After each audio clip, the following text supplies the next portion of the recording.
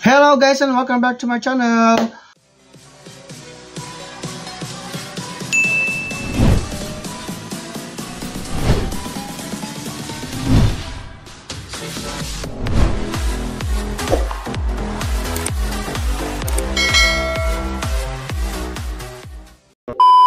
For today's video, another review na naman ng product ang aking share sa inyo. Kung ano yon, i-reveal ko maya-maya kasi hindi ako sure kung anong product to. Pero bago yan, kung hindi ka pa nakasubscribe sa aking channel, please subscribe to my channel, James World Official. At pakihit po ang like at ang bell button para lagi kang updated sa aking mga bagong video. So, eto na nga guys. Mating na yung parcel ko.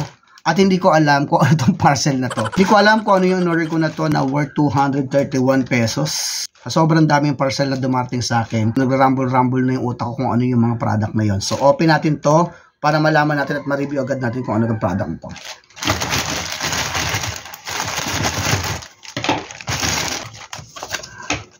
Okay. So, ito ay melon powder. Sharan! Ito ay Bonavita Collagen Drink Melon Flavor. Ito ay with stevia. Hindi ko alam kung tama yung pronunciation ko. Stevia o stevia. Net weight 10 sachets by 18 grams. So ay nagtototal na 180 grams. So naalala ko na kung bakit ko to in-order kasi meron ako napanood na influencer. Yung mag-asawa na may asawang foreigner. Tapos pinrank niya ng robust. Tapos ito yung ginamit niyang parang drink ng foreigner na yon. Parang nainganyo ko. Sabi parang masarap yon at parang feeling ko ay makakatulong din sa health ko. Kasi with collagen nga yung ating in-order na to. Hindi natin masyadong may review kung gaano ka-effective yung collagen niya. Siguro ang marireview ko lang dito kung masarap pa siya. Talagang lasang melon ba siya. So yun ang alamin natin. Kaya let's open it. So, sabi niya, meron siyang 10 pieces. 1, 2, 3, 4, 5, 6, 7, 8, 9, 10.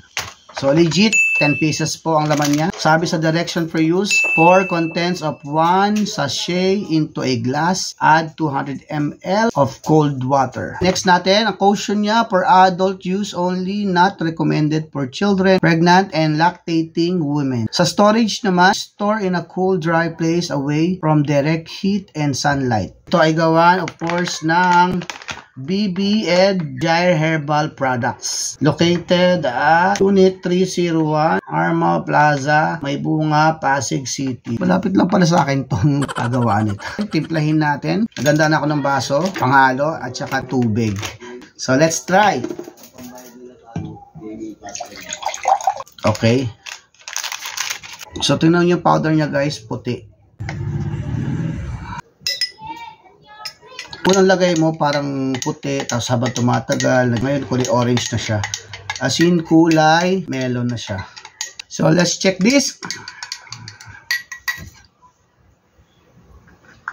Guys, lasang melon talaga siya. Pero hindi mo rin maiwasan parang may lasang something na. Hindi masyadong matamis. At apakasarap. Amazing! Grabe.